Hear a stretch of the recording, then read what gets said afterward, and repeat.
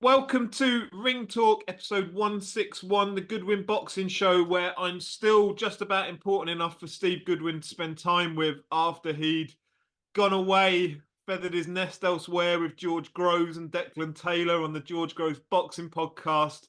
You're back in your spiritual home. How are you, Steve? I'm all good, my friend. All good. 4 weekends of boxing on the road. Tired, exhausted. Need a good break, which I'm going to get middle of next week, which is good. Yeah, But yeah, it's all good. It's all good. No, off and away from the office for a bit. Yeah, just a week away from everything. No boxing calls, no financial calls. I literally won't take calls for a week. It's time to spend time with the family and have a week away, and then back into it again for May, June, and all the financial stuff again. So it's all good. It's all good. Lovely. This week has seen the release of that podcast that you did with George Groves and Declan Taylor on the George Groves Boxing Podcast. The feedback that I've seen online is that it was particularly interesting for people and good. I listened to it when it came out. I thought it was brilliant, personally. I've heard so much of it before in different ways from you, but to stitch it all together, I thought you were authentic and interesting, and I thought George and Declan did a brilliant job of delving into some of the finer details. How do you find it? That was good. I enjoyed doing it, and it was quite good to be, because they didn't know that. They were quite astonished with what they found out. And I think, as we spoke offline, I'm going to tell all new boxers that come to me before they meet me, just go and watch this podcast, because it's going to save me so much time. They can understand so much about how small hall works. And because I signed a boxer last Saturday who was with an unnamed manager who promised him £1,000 a month or something, didn't deliver it, 5 cancelled fights, and he got out of contracts, come to us. It's just the false promise, the false things that people tell boxers, and they come into the sport without their eyes wide open and think crazy things are going to happen, good things that just won't happen. And people do need to be more authentic and tell boxers exactly how it is, because there are no shortcuts. There are no shortcuts. Yeah, and I thought it was interesting. Again, sort of, I have a broad understanding of the finances of how shows work and what the upfront costs are, and then how the money, as you described it, like a little mini bank for the day, comes in and goes out and comes in and goes out. But to give boxers that understanding, and for boxers to hear 20 grand up front, right, before a penny sort of comes in as income, 20 grand goes out. And there isn't thousands of pounds of profit coming in off of these shows. You're lucky if there's any profit coming in off these shows. Yeah, sort of, hopefully it reaches a broad audience and a wide audience, and people get that understanding. Hope so, because it'd be useful for boxers that are thinking of coming into the sport, that are being told rubbish by people to sign bits of paper, and maybe they could watch that, and it'll help broaden the horizon of people coming into boxing so they know the truth. Yeah, and it was very truthful, sort of even breaking it down into how many tickets would you have to sell if you're doing a 4-rounder before you even start to get money back as a boxer. Because I think there's almost a misconception, sort of there's a theory or a saying that sort of you have to sell 100 tickets. And actually that isn't the case. Sort of you broke it down into quite linear detail that people will be able to understand. But anyway, go away and find it. If you haven't watched it, don't do it right now, watch us. But after this, go and find the George Groves Boxing Podcast and have a look at Steve on there with George Groves, with Deck Taylor. Shout out to both of them because I thought they were brilliant with you. No, brilliant. I really enjoyed it as well. So it was good fun. Good fun. Excellent. Right, so we'll move on. You had a Box Mania show on Saturday night. Wasn't the Box Mania show you wanted initially, but it was a Box Mania show that you delivered, and the show delivered. The show was still far better, in my opinion, in depth than any other small hall show that is naturally funded. Let's put it that way. In competitiveness, in atmosphere, in the whole evening, it was an unbelievable show. And the 2 Box Manias we've done in 2024 have both been amazing. And we've got another one coming on the 8th of June. 8th of June, right. Get the dates free. Any boxing fans out there, there'll be other cards in and around that, but that's the big one that you built towards. Yeah. 8th of June. Get it sorted, people. So let's take a look. Unfortunately, I couldn't be there because of my leg, and I've shown Steve the state. I feel like I'm having to prove it for like when a boxer pulls out last minute and it starts going online, or when somebody Yeah. fractures their ice. No, I was legitimately. Yeah, so I've got the card in front of me, but Steve, you're gonna have to fill in the details on all of it because I didn't get to see it. Okay, so fire away. Give me a fight, and I'll talk All through. right, so we've got. I'll work from the bottom up. Georgia Schlayler is Yayla against Dale Arrowsmith.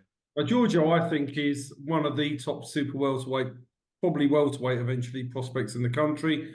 We're going to nurture him. We're going to feed him like a plant, water him, keep him happy, build him gradually, and then deliver him for titles. He's one of our top talents, and I've got high hopes for him. He's trained by Anton Paladin. I just think he's going to go to quite high levels, and I think he's a very special talent. Brilliant. We're going to jump up to cruiserweight. Lewis Oakford was taking on Robbie Chapman over 4 rounds. Yeah, I mean, we've got Lewis. Lewis needed his 5th fight because you can't fight for any form of title really at the moment without 5 fights. He needed to get that number done. Robbie stepped in last minute. It was just a nice, comfortable win for Lewis. Wasn't explosive. He done what he needed to do. Robbie carries on and fights. Carries on fighting.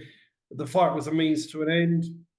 Some fights like that, you've got the journeyman that wants to survive and the prospect that needs to get the win, and that's really what that was. Lewis is, in my opinion, an outstanding cruiserweight prospect. I think he has got everything that it needs to be to gate crash the top cruiserweights in the country. I think he's a special talent. Now we can start moving. And I know that those around him, those that are sort of handling him in the gym, would echo that. Yeah. And have sort of experienced it. I won't talk about what that means, but I've heard stories. Yeah. Joe Kamichi against Jack England down at Super Bantam. Yeah, so Joker got beaten. Jack England recorded his first professional win. Full credit to Jack. He's going to be one of the best journeymen in the country. He's very, very tough. To beat him, you need to be active. You need to throw plenty of punches. And Jokey didn't throw enough. And that's what happened. He didn't throw enough. Jack did. Jack wins. Jokey's got to get back to the drawing board, find out why he didn't throw enough, and pick up. He's good thing though. He's busted down. He's out again on the 1st of June, and he's going to come back. He's not sort of just crying about losing. He's going to rectify and get it back. And I'm sure his team will sort it out and work out what went wrong on the night. Good on him. Armis Baladze against Mikhailo Sovtus. So Dennis, I mean, how he never this fight is on YouTube now. Go and watch it. I mean, he's very talented, is Dennis. So he's Armis, but we call him Dennis. He's very, very talented young man. He's getting better with every fight. My God, that Softus must be one of the toughest men in the sport. I don't know if you've seen him. If you haven't seen him, watch it. He took an absolute pounding, bled. You thought he was going down. And how he stayed on his feet, God only knows. But it was a really, really good, promising performance. It's only Dennis's, I think it's 4th fight. 4th fight, yeah. And he's going to be moving into, he's going to be moving up. But once again, he didn't have that many amateurs, so we need to develop him right. The atmosphere was great. He performed really well. He's just getting better and better, and we'll deliver him at the right time. So another of the upsets, I'm going to use the word upsets, on this card. George Heaney got stopped in 2 rounds by Estasios Antonis. Well, first round went to plan. George came out, and because George is supremely talented.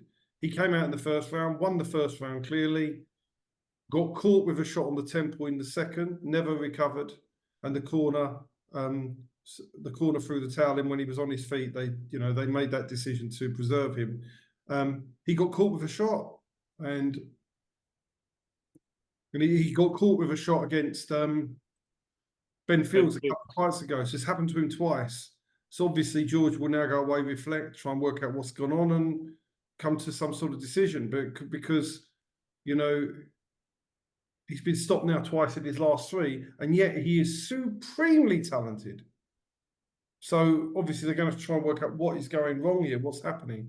And that's between himself, obviously, and his trainer, George O'Mahony, to actually try and assess where they are and what's going on. I mean, that's for it's for them. But he was boxing really well in the first round and just got caught.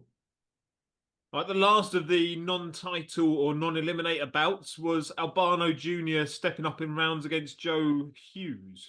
Great fight, 96-94.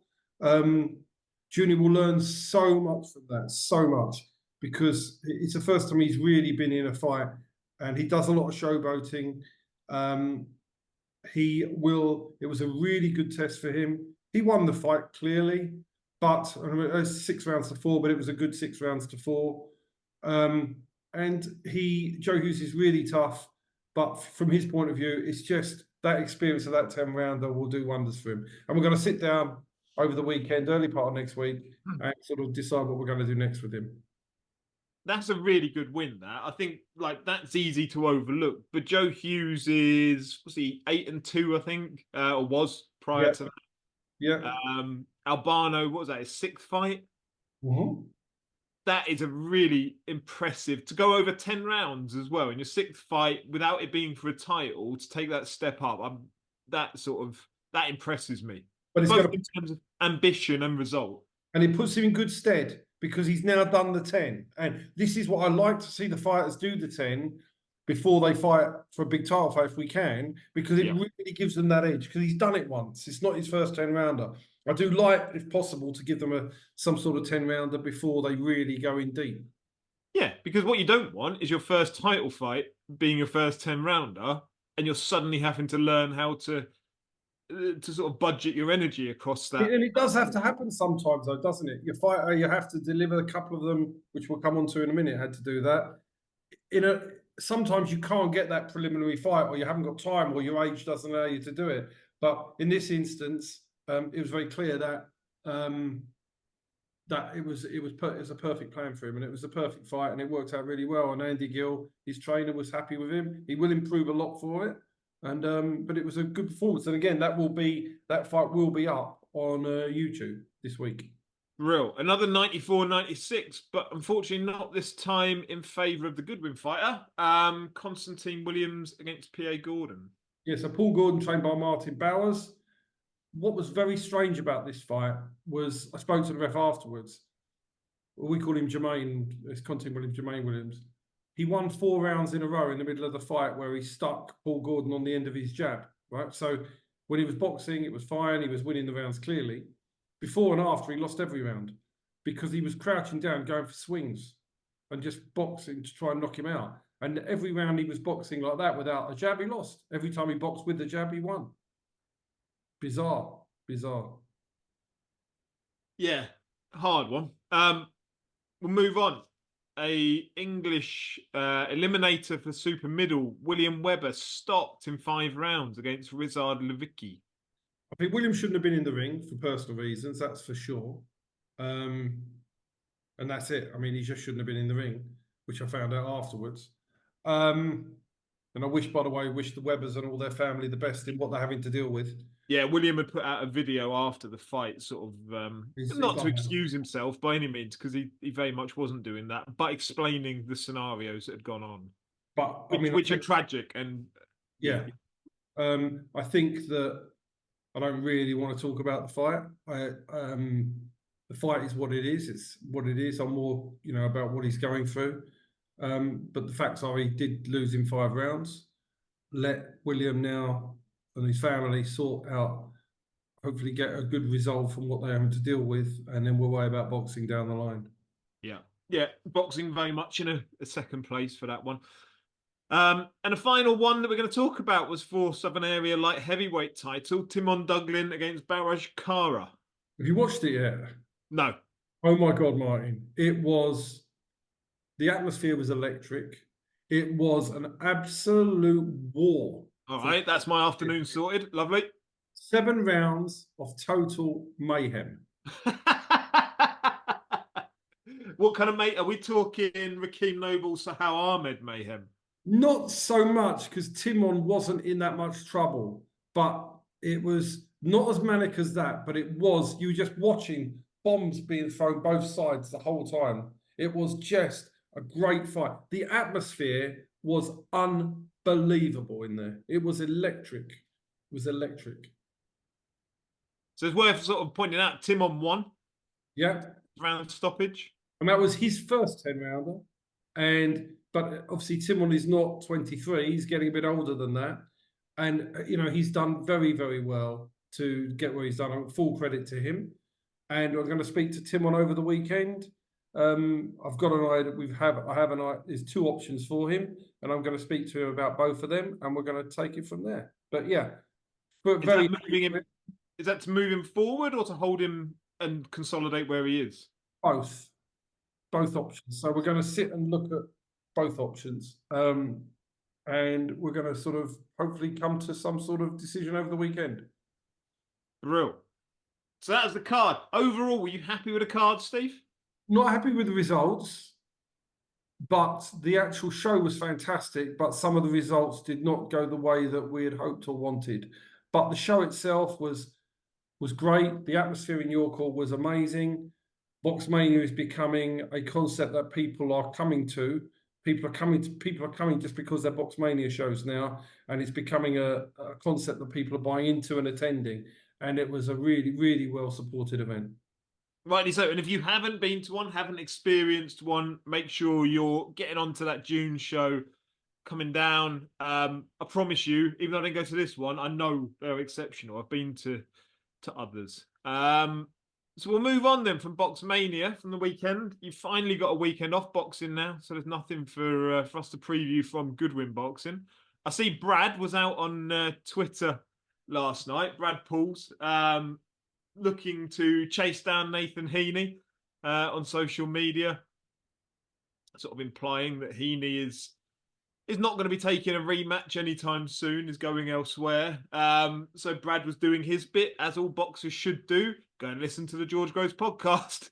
Brad was doing his bit around building up something that he can himself, that he can control. Are you in favour of Brad going out and calling out Heaney, calling out Frank Warren and saying sort of, you told me my chance would come, where is it? Well, fair enough. He was told that. I mean, Frank said that to him. I don't know why Frank said it to him, but he did. Obviously, no, because in reality, promoters, see, going back on promoters, I've seen it so many times. Big promoters, you fight on a TV show, you win, or I've been doing it for years. TV promoters all do it, all of them, all the big ones. After a fight, they will make a promise to a boxer, and it's a false promise. And then the manager's left trying to explain to the boxer that it's not true. It's not real. It won't happen. Frank's not the only one, because he isn't a Frank Warren fighter. Frank hasn't come to sign him. So technically, Frank might not be aware. Frank might think that Brad was signed up. I don't know what Frank thought, but in fact, it's not. We haven't heard anything. So there's no. It's not in reality true. He's not one of them at that point because he's not signed to them. And there's been it sort of gives boxers false hopes or false expectations, and all promoters tend to do it. It's very easy for promoters, and maybe they think you've done really well, God, that's great. But then when it comes back to the office on Monday, oh, that fight's finished now, we can forget about that and we move on, because they don't have to deal with the boxer afterwards. So it's easy on the night to say something complimentary. But they'd be better off saying something like, oh, it was a really great performance. Maybe one day we'll be able to get you back on our show again. Something like that would be better. Yeah, call the office Monday. We'll have a conversation. Something like that. Or whatever, but because otherwise you then have to deal with it. Like me, has to sit with Brad, and I've had a meeting with Brad this week, and you have to sit there and say, this is what's realistic, this is what we're going to do, etc., etc., etc. And everybody, I'm not saying people don't mean well, and they want the fighter's given his all, so they want to say, give them some comforting words, but unless it's going to happen, the comforting words are not great, really. They're a bit shallow because they don't mean anything. Yeah. Something else that isn't going away.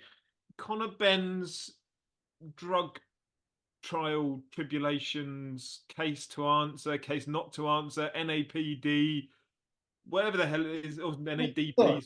Look, what on earth were they all coming out for saying he'd been cleared? God only knows. That was the narrative. He's on Good Morning Britain saying he's been cleared. He was not cleared. We said it before. Imagine recorded the phone call between Eddie and Conor, where Eddie sort of breaks the news, you've been cleared. You're like, what were you doing? You're not cleared. It's rubbish. It was a technicality they got off on, and the technicality's been overruled. It's really simple. There's been no evidence given. Look, it's quite simple. He failed 2 drugs tests. He had stuff in his system. The rules say you're done. I mean, Dylan White fought in Ireland last week. If you've got stuff in your system, you're guilty, aren't you? You're guilty. Unless you can, unless you can prove something out of the ordinary, but they've not proved anything. They've just been fighting it on technicalities, as far as I can see. No evidence given. Of course, the appeal should have been won by the board. Of course it should. And the right result has happened, in my opinion, until he's cleared unless there is some real proof of evidence. And all it's done, in my opinion, is and obviously it's all legal stuff, but in my opinion, it appears that he's just been really doing things the wrong way. I think what bothers me about seeing it all is the absolute lack of contrition from anyone involved in any of it. No sort of sadness, no admission that maybe things could have been done better. What you would give to be able to take Eddie and Conor and everybody else, Charlie Sims and the PR side, everybody involved, take them all back to day one in that October, what was it, 2022, I think? Take them back to that point and see if they would do it all differently. Because, I mean, now you couldn't even backdate the ban, presumably, because you've taken him out and boxed him in America twice. Exactly. Here's your problem. Yeah, so like that absolute lack of contrition and hubris. It's absolute hubris from people involved that are like, well, there might be some rules. They do not apply to us. We're going to go and do our own thing. I think that as a sports fan and sort of talk about integrity within sports, and you talk about a level playing field, and every promoter, when somebody dies in a ring, will go on a camera and do their bit around crocodile tears if it happens on their show, talk about why there's the dangers of the sport and to then try and circumvent any of the dangers and the enhanced dangers, and to treat the sport like that, that's what doesn't sit comfortably with me. It's nothing against Conor, nothing against Eddie. It's about the behaviour that you were sort of evidencing is terrible. Exactly that. Exactly. Yeah. Anyway, more positive in boxing. This Saturday night, down at the O2, Sunday. One of my favourite cards. Sunday, is it? Yeah. Do you know what, right? My family have been away all week. They come back Sunday. I'm like, oh. Can't you come back Monday? Yeah. Or come back Saturday and I'll spend some time with you. And then I can watch the box. But no, they come back Sunday. So I've got to spend time with them while there's this boxing on now. Anyway, love my family and that, but yeah. one of the best cards of the year, I reckon. Yeah. I mean, Ben Whittaker on there for a start, stepping up, but call it stepping up, I suppose, against Leon Willings. I know you're a big Ben Whittaker fan. So how do you... he's not going to have any problem, is he? I mean, it's another opportunity to showcase some of the talent. Against somebody with a positive record. Yeah. Yeah, and that's okay. Sort of, they can sell it as it's a step. I do really want to see him take an actual step up sometime soon. Like, I think I've seen a rumor that Joel McIntyre was one of the names that they were debating for him. It would be a step up again. We know Joel's a tough man. He's seen better days in the ring, but that would do, I think, wouldn't it, next after this, assuming Ben comes through? Not sold? No, okay. No, I mean, no, it's Joel 5 years ago, maybe. The fire's gone out, maybe, in Joel. Yeah. But yeah, Ben's going to come through. Ben will look spectacular, I'm sure. Some of his clips will go viral. It's fun. Take it for what it is for now. Yeah.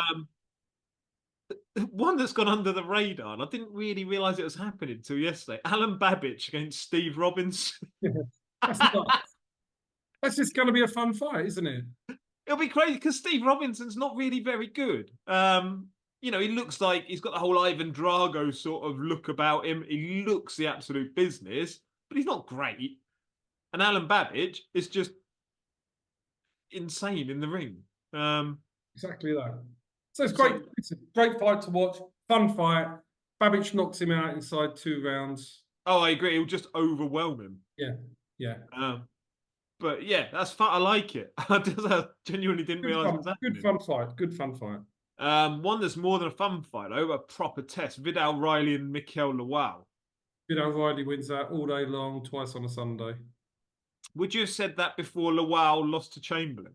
Yeah, Would you? yeah. Just my opinion. By the way, I like Mikel Lawal. He's been on our shows. I like his manager. I'm just saying it as I see it. If I'm wrong, I'm happy to be proved wrong. I just Yeah. don't think Mikel Lawal does well against movers. Just does not do well. He's very one-dimensional, hits like a mule, one pace, solid, straight. He does not deal with movers. And Isaac Chamberlain, he couldn't get near him. Yeah. Vidal Riley, I expect to be the same. I think it's a one-sided fight, but it's good on paper. I think it proves to be one-sided. I really genuinely hope I'm wrong, but my take on it is that Vidal Riley will be far too much for Mikel Lawal. In his 11th fight, though, for Vidal Riley, that's impressive. Given that there's a narrative behind Vidal that he's sort of a social media enterprise rather than a boxer, and that's how he started off, it's impressive. I like it. Yeah, I think he wins. I think it was good fight to watch, by the way. It's really good, good matching, really good matchup. And if you're matching for Vidal Riley, which Sky are, Mikel Lawal is just the supposed fall guy. It's very good matching. They're picking the right style of opponent for Mikel Lawal to struggle with based on the. I mean, last time he was terrible against Isaac Chamberlain. Couldn't get off, but he's moving. He doesn't deal with movers. Yeah.